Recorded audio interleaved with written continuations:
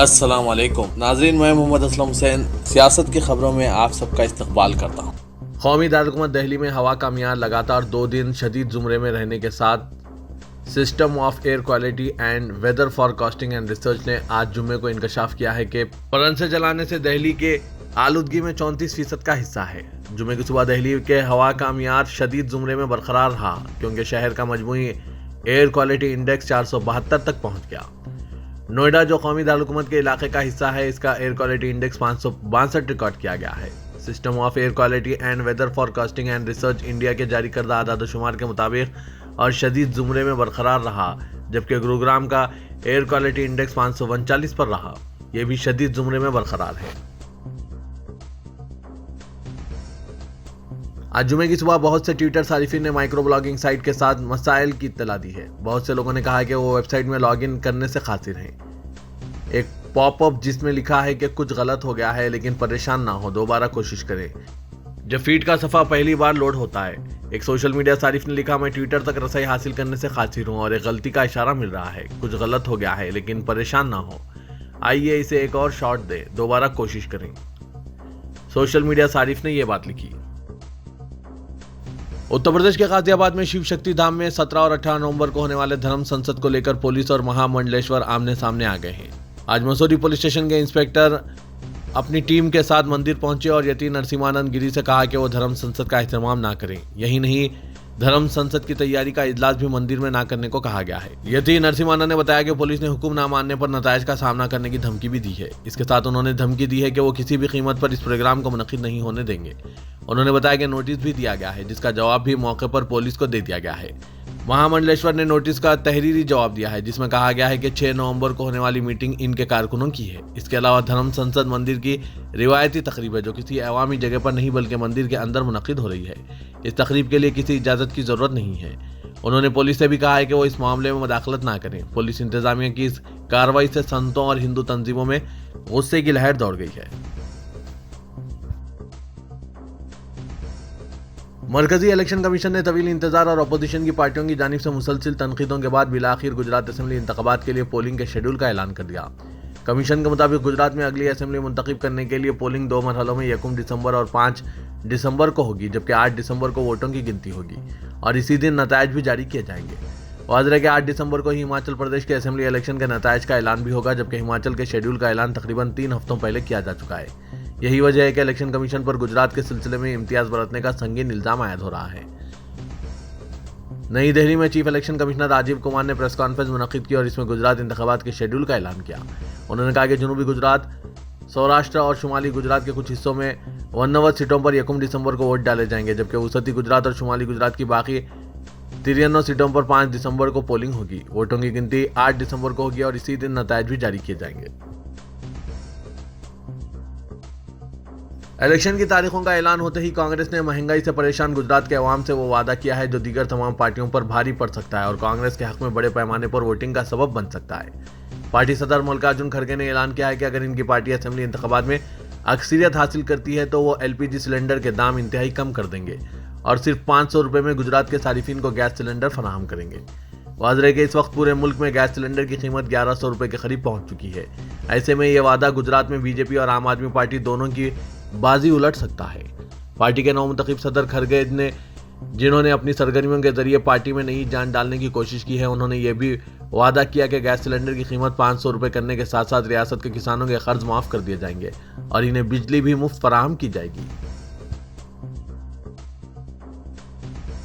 उत्तर प्रदेश मदरसा board ने मदरसों के ताल्लुक से एक बड़ा कदम उठाया है। सभी कमिश्नर्स, DM और बेसिक और सानवी तालीम के अफसरान को खत जारी करके कहा कि उत्तर प्रदेश के किसी भी मदरसे को मदरसा बोर्ड और अक़लियती बहबूद अफसर के अलावा कोई भी महकमा नोटिस जारी नहीं कर सकता और ना ही इसका मुआयना कर सकता है। ये बात इल्म में आई है कि महकमा तालीम के अफसरान मदरसों का मुआयना कर रहे हैं और इन्हें नोटिस भी जारी कर रहे हैं, जो कि कानून की खिलाफ वर्जी है। वाज़ेह के ब्लॉक तालीमी अफसर जगदीशपुर जिला अमेठी ने 18 अक्टूबर को मौजा कमरवली के मदरसा मिफ्ताहुल उलूम खादिया को नोटिस जारी करके कहा था कि मदरसा बगैर मंजूरी के चल रहा है, जो कानून की खिलाफ वर्जी है और इसके लिए 1 लाख तक का जुर्माना आयद हो सकता है। अफसर ने 3 दिन के अंदर मदरसा इंतजामिया को नोटिस का जवाब देने की हिदायत दी थी। इसी बात के सामने आने के बाद मदरसा तालीमी बोर्ड ने सख्ती से नोटिस लेते हुए बाकायदा सभी के अजला के सीनियर अफसरान को खत जारी किया है। Democratic youth federation of India के बैनर तले जुमेरात को सैकड़ों नौजवानों ने बेरोजगारी के मसले पर पार्लियामेंट मार्च के नारे के तहत नई दिल्ली के जंतर मंतर पर जबरदस्त मुजाहरा किया। इस दौरान मुजाहिरीन कहां है मेरा रोजगार, जवाब दो जैसे फलक शग्गाफ नारे लगा रहे थे। इस मुजाहरे की सदारत DYFI के कौमी सदर और मेंबर पार्लियामेंट AA रहीम ने की। मुकर्रिरीन के तौर पर CPIM के कौमी general secretary Sitaram Yechury, CPIM के polit bureau member Nilotpal Basu, member parliament AA Rahim, DYFI के कौमी जनरल सेक्रेटरी हिमा गनाराज भट्टाचार्य ने मुजाहिरीन से खिताब किया। सीताराम येचुरी ने कहा कि नए मजदूर कानून की पॉलिसियां मुल्क के नौजवानों के लिए बाकायदा रोजगार के तमाम मौक़ों को तबाह कर रही है। सरकारी इदारों की निजीकारी की जा रही है, सरकारी ओहदे खाली पड़े हैं और नई नौकरियां नहीं बन रही है। हमें इस हकीकत को मुल्क के नौजवानों के सामने लाना होगा और इन्हें नए मजदूर कानून के खिलाफ जदोजहद के लिए मुत्तहिद करना चाहिए। उन्होंने कहा कि हुकूमतों ने इंतखाबात के वक्त हर साल 2 करोड़ नौकरियां देने का वादा किया था और दूसरी रियासतों के इंतखाबात में रोजगार के बड़े बड़े दावे किए जा रहे हैं। इसकी सच्चाई ये है कि दिल्ली के सरकारी महकूमों में 50% से ज़्यादा ओहदे खाली पड़े हैं। सरकारी महकूमों पर ठेकेदारी और निजीकारी का गलबा है। उन्होंने कहा कि अगर हुकूमत नौजवानों को रोजगार देना चाहती है तो पहले सरकारी महकूमों में खाली जायदादों पर भर्ती करें और प्राइवेटाइजेशन और ठेकेदारी का रिवाज बंद करें। इजराइल के आम इंतखाबात में सियासी पार्टी लिक्विड ने जीत हासिल कर ली है। इसी के साथ बेंजामिन नेतन्याहू एक बार फिर से इजराइल का इख्तिदार संभालने जा रहे हैं। नेतन्याहू ने मौजूदा PM यार लैपिड की पार्टी को इलेक्शन में हरा दिया है। लैपिड ने अपनी हार कबूल कर ली और इस जीत के लिए नेतन्याहू को मुबारकबाद पेश की। आम इंतखाबात में 120 रुकनी इजरायली पार्लियामेंट में नेतन्याहू की पार्टी ने जीत हासिल की। करीब 90% वोटों की गिनती के बाद नेतन्याहू का वज़ीर-ए-आज़म बनना बिल्कुल तय हो गया है। हिंदुस्तान के वज़ीर-ए-आज़म नरेंद्र मोदी ने बेंजामिन नेतन्याहू को इजराइल का वज़ीर-ए-आज़म मुंतखब होने पर मुबारकबाद पेश की। ट्वीट के जरिए उन्होंने दोनों मुल्कों के दरमियान मुस्तकबिल की सियासी शराकतदारी को मजीद आगे बढ़ाने की उम्मीद जाहिर की और कहा कि मेरा सबसे प्यारा दोस्त वज़ीर-ए-आज़म बन गया है। कांग्रेस के कायद राहुल गांधी ने कहा कि कांग्रेस पार्टी हर मजलूम हिंदुस्तानी के साथ है जो दस्तूर और कौमी परचम का एहतराम करते हैं। मजहब व मिल्लत जात पात से बालातर होकर कांग्रेस पार्टी इनके साथ खड़ी है जिसे बीजेपी निशाना बना रही है। बीजेपी और RSS का असली निशाना मुसलमान नहीं बल्कि दलित है। मुसलमानों को दिखाकर खौफ फैलाने के मंसूबे पर बीजेपी काम कर रही है। उन्होंने कहा कि मेरा मानना है कि मुसलमानों ने तक़सीम हिंद के मौके पर जिन्ना पर मौलाना अब्दुल कलाम आज़ाद को फौक़ियत देते हुए हिंदुस्तान को अपना माना और अपना मादर वतन बनाना पसंद किया। मोदी हुकूमत गवालकर की पॉलिसी पर अमल कर रही है जबकि कांग्रेस पार्टी नफरत और इश्तियाल अंगेजी के खिलाफ मोहब्बत का मुतबादिल नजरिया पेश करते हुए फलसफा हिंदुस्तान को दोबारा मजबूत करने की कोशिश में जुटी है। भारत जोड़ो यात्रा करने वाले राहुल गांधी ने संगारेड्डी में अक़लियतों के नुमाइंदों से खिताब करते हुए इन ख्यालात का इजहार किया। इस मौके पर सदर तेलंगाना प्रदेश कांग्रेस कमेटी E रेवंत रेड्डी, कांग्रेस के रुकन पार्लियामेंट उत्तम कुमार रेड्डी, कांग्रेस के सीनियर कायद साबिक वजीर मोहम्मद अली शब्बीर, साबिक रुकन पार्लियामेंट मधु गौर याशकी, तेलंगाना प्रदेश कांग्रेस के नायब सदर जफर जावेद, सदर तेलंगाना कांग्रेस अक़लियत डिपार्टमेंट शेख अब्दुल्ला सोहेल, कांग्रेस के सीनियर कायद के राजू मौजूद थे। मुल्क में मुसलमानों की मॉब लिंचिंग होने के सवाल पर राहुल गांधी ने फौरी रद्दमल का इजहार करते हुए कहा कि ये मॉब लिंचिंग नहीं बल्कि कत्ल है। वो तो इसको कत्ल मानते हैं। RSS को मुसलमानों की कोई फिक्र है ना कोई लेना देना है। आपका नाम लेते हुए हिंदुओं को मुश्तिल कर रहे हैं। मुसलमानों को मुल्क में डरने घबराने की जरूरत नहीं है। उन्होंने कहा कि कांग्रेस पार्टी मुसलमानों के साथ है और मुस्तकबिल में भी रहेगी। राहुल गांधी की भारत जोड़ो यात्रा के दौरान चारमीनार के दामन में तामीर किए गए गैर कानूनी ढांचे में मौजूदा भाग्य लक्ष्मी मंदिर का दौरा न करने और इस गैर मिजाज ढांचे को सियासी मरकज के तौर पर तरक्की न देने पर कांग्रेस कायद व रुकन पार्लियामेंट राहुल गांधी से अवामी खिदमत गुजार सारा मैथ्यूज ने इजहार तशक्कुर करते हुए कहा कि चारमीनार के दामन में तारीखी इमारत के सबूताज करते हुए तामीर किए गए इस ढांचे का भारतीय जनता पार्टी अपनी सियासी बका और इस्तेकाम के लिए इस्तेमाल कर रही है और जो बीजेपी कायदीन हैदराबाद का दौरा कर रहे हैं वो इस भाग्य लक्ष्मी के दर्शन के नाम पर नफरत फैलाने की कोशिश कर रहे हैं। इसीलिए उन्होंने राहुल गांधी से अपील की थी कि इस गैर मिजाज मंदिर में दर्शन ना करें। वाज़ेह कि राहुल गांधी की भारत जोड़ो यात्रा के तेलंगाना में दाखिल होने से कबल गांधी भवन में मुनक़िदा गैर सरकारी तंजीमों के इजलास में सारा मैथ्यूज ने कांग्रेस कायदीन से मुतालबा किया था कि वो चारमीनार के दौरे के दौरान भाग्य लक्ष्मी मंदिर ले जाने से गुरेज करें क्योंकि चारमीनार के दामन में मौजूद ये मंदिर महकुमा आसार कदीमा के मुताबिक गैर मिजाज ढांचा है। सारा मैथ्यूज ने इस सिलसिले में कांग्रेस कायद राहुल गांधी और इनकी टीम को भी मतला करते हुए एक मकतूब रवाना किया था। भाग्य लक्ष्मी मंदिर पर की जा रही सियासत के मुतालिक उन्होंने कहा कि जो सियासी जमात इसे अपने मरकज के तौर पर बढ़ावा दे रही है वो मुल्क में नफरत फैलाने की जिम्मेदार हैं। सारा मैथ्यूज ने राहुल गांधी की भारत जोड़ो यात्रा के शहर में दाखिल होने से कल मुनक्किद होने वाले इजलास में शिरकत और इनके साथ यात्रा में शामिल होते हुए इनकी यात्रा को मुकम्मल तायीद फराहम की और कहा कि राहुल गांधी का ये इक़दाम मुल्क में खौफ के माहौल को ख़त्म करने में कलीदी किरदार अदा करेगा। तेलंगाना के मुंगूर हल्के के ज़मीनी इंतखाब के लिए रायदही जुमेरात की शाम इख्तिताम को पहुंची, जिसके बाद बेशतर एग्जिट पोल्स में बरसर इख्तिदार टीआरएस की कामयाबी की पेशकशी की गई है। कहा जा रहा है कि अवाम ने बड़े पैमाने पर टीआरएस के हक में वोट दिया है। एग्जिट पोल्स ने जो मुख्तलिफ इदारों की जानिब से किए गए कहा कि टीआरएस को हल्के मुंगूर में जुमला 40% वोट हासिल होंगे। इसके नतीजे में टीआरएस की कामयाबी यकीनी होगी। बेशतर सर्वेस में दावा किया गया कि बीजेपी को दूसरा और कांग्रेस को तीसरा मुकाम हासिल होगा। एसएएस के बमुजिब टीआरएस को 41-42% वोट मिल सकते हैं, जबकि बीजेपी को 35-36% वोट मिलेंगे। कांग्रेस को 16 से 17% वोट मिल सकते हैं। सर्वे में कहा गया है कि अगर वोटिंग का तनासुब 87 से 88% रहे तो टीआरएस को 12,000 से 12,500 वोटों की अक्सरियत से कामयाबी मिल सकती है। हिंदुस्तान को वतन अजीज बनाने के बावजूद मजहब के नाम पर मुसलमानों को निशाना बनाना और 20 से 80 के फार्मूले में आरएसएस व बीजेपी की कामयाबी और इन हालात में सेकुलर जमातों की खामोशी पर न्यूज़ एडिटर सियासत जनाब आमिर अली खान ने कांग्रेस के साबिक सदर राहुल गांधी से सवालात किए। आमिर अली खान के सवालात पर राहुल गांधी ने अपने ख्यालात का इजहार किया और कहा कि वो इन सवालात की कदर करते हैं लेकिन इत्तेफाक नहीं करते। साबिक सदर राहुल गांधी चंद मुस्लिम नुमाइंदों के एक इजलास में शरीक थे। उन्होंने आमिर अली खान के सवालात पर कहा कि मुसलमान मुल्क का हिस्सा हैं और मुल्क की तामीर में मुसलमानों के रोल और तहरीक आज़ादी में मुसलमानों की कुर्बानियों को फरामोश नहीं किया जा सकता।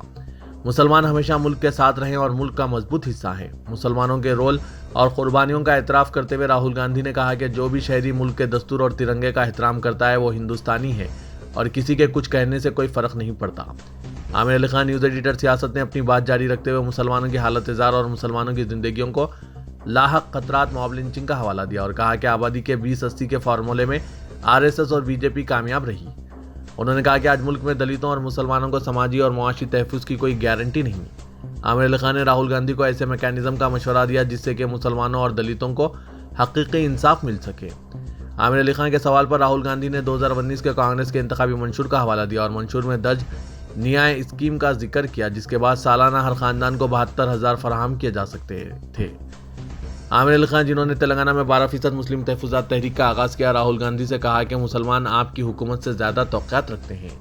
उन्होंने मरकज़ में कांग्रेस हुकूमत में मुसावाना मौक़े कमीशन की तश्कील, मरकज़ी वज़ारत में अक़लियती उमूर की वज़ारत को एक कारनामा करार दिया और तेलंगाना में 4% मुस्लिम तहफ़्फ़ुज़ात की फराहमी का भी जिक्र किया और अफसोस जाहिर करते हुए कहा कि आज इन 4% तहफ़्फ़ुज़ात को लाहक ख़तरे से बचाने में मौजूदा रियासती हुकूमत कोई हिकमत अमली नहीं रखती और ना इस जानिब इक़दाम किए जा रहे हैं। तेलंगाना के वज़ीर आला के चंद्रशेखर राव ने अपनी पार्टी के अरकान असेंबली को खरीदते हुए तेलंगाना में हुकूमत को गिराने की मुकम्मल साजिश को आज मीडिया के सामने बाकायदा तौर पर मंजर-ए-आम पर लाया और अदलिया, सियासी जमातों के कायदीन, मीडिया और दानिश्वर तबके से अपील की है कि वो खुलेआम जमहूरियत को क़त्ल होने से बचाएं। इसके लिए जयप्रकाश नारायण की तर्ज पर एक तो और तहरीक चलाने के लिए तैयार रहें। प्रगति भवन में पार्टी के सेक्रेटरी जनरल व रुकने राज्यसभा डॉक्टर के केशव राव और अरकान असेंबली के हमरा प्रेस कॉन्फ्रेंस से खिताब करते हुए चीफ मिनिस्टर ने कहा कि रामचंद्र भारती और दीगर 2 अफराद ने तेलंगाना में टीआरएस हुकूमत को गिराने के लिए टांडूर के रुकने असेंबली पायलट रोहित रेड्डी से गुज़िश्ता माह ही रब्त पैदा करते हुए इन्हें 100 करोड़ रुपयों का लालच दिया। रोहित रेड्डी तवस्सुत से पार्टी के मजीद अरकान असेंबली को खरीदते हुए तेलंगाना में हुकूमत को गिराने की मुनज़्ज़म साजिश की गई थी, जिससे तेलंगाना के मुख्तलिफ तहकीकाती एजेंसियों ने बेनकाब किया और इस सारे मामले में मुलविस 3 अफराद को गिरफ्तार करते हुए इन्हें चंचलगुड़ा जेल भेज दिया। रुकने पार्लियामेंट हैदराबाद असदुद्दीन अवैसी ने कहा कि मजलिस को किसी पार्टी के सर्टिफिकेट की जरूरत नहीं है। हम अपनी पार्टी और अपने उम्मीदवारों की कामयाबी के लिए काम करते रहेंगे। जो लोग मजलिस के खिलाफ बकवास करते हैं और झूठ बोलते हैं, इससे हमें कोई फर्क नहीं पड़ता। हम अपने काम को जारी रखेंगे, गुजरात की आवाम का दिल जीतेंगे और इन्हें समझाने की कोशिश करेंगे। असदुद्दीन अवैसी सदर मजलिस ने आज दारुस्सलाम में सहाफ़ियों की जानिब से गुजरात इंतखाबात के इलामिया की इजराई से मुतालिक सवालात के जवाब में यह बात बताई। ओवैसी ने कहा कि गुजरात इंतखाबात की तारीख का इलेक्शन कमीशन ने जो ऐलान किया है वो अपनी पार्टी मजलिस की जानिब से इसका खैर मकदम करते हैं। उन्होंने कहा कि मजलिस गुजरात में पहले से असेंबली इंतखाबात की तैयारी कर रही थी, इस तैयारी को और तेज कर दिया जाएगा। बीजेपी के मुअत्तल रुकने असेंबली मलून राजा सिंह पर आयद पीडी एक्ट के केस की समाअत के दौरान आज एडवोकेट जनरल BS प्रसाद ने हाईकोर्ट को बताया कि गोशा महल के रुकने असेंबली राजा सिंह ने फिरक़ेवाराना तशद्दुद बर्पा करने वाली इश्तियाल अंगेज़ी तकारीरें की थी। उन्होंने मजीद कहा कि तमाम मुकदमान में मुलजिम को 41A के तहत नोटिस जारी करने की ज़रूरत नहीं है। ये दरख्वास्त राजा सिंह की बीवी उषाबाई की जानिब से दाखिल की गई थी। जस्टिस अभिषेक रेड्डी और जस्टिस जय श्रीदेवी पर मुश्तमिल डिवीजन बेंच ने इस केस की समाअत 8 नवंबर तक मुलतवी कर दी है। एक बुर्कापोश खातून ने ट्रैफिक पुलिस पर मुबैना तौर पर चालान के लिए रोकते हुए हाथ पकड़ने का इल्जाम आयद किया। सोशल मीडिया पर खातून ने मीडिया से बात करते हुए कहा कि वो आज बंडलागुड़े से स्कूटी पर शिवरामपल्ली की सीमत जा रही थी कि आरामगढ़ चौराहे के पास एक शख्स बगैर यूनिफॉर्म में इनके पास पहुंचा और इनका हाथ पकड़कर गाड़ी रोक दी। एतराज़ पर बताया कि उन्होंने ट्रैफिक कायदे की खिलाफवर्जी की है। खातून ने जब एतराज़ किया तो इनके मुताबिक यूनिफॉर्म में मलबूस ट्रैफिक पुलिस मुलाजमीन भी वहां पहुंच गए और उन्होंने अपने साथी की तायीद की। खातून ने सोशल मीडिया का सहारा लेकर शिकायत दर्ज कराई है। तो ये था आज का खबरनामा। खबरों से मुतालिक कमेंट के जरिए आप अपने ख्यालात पेश कर सकते हैं और साथ ही इस वीडियो को लाइक कीजिएगा। तो मैं मोहम्मद असलम हुसैन अब आप सबसे इजाज़त तलब करता हूँ। तो दीजिए इजाज़त। अल्लाह।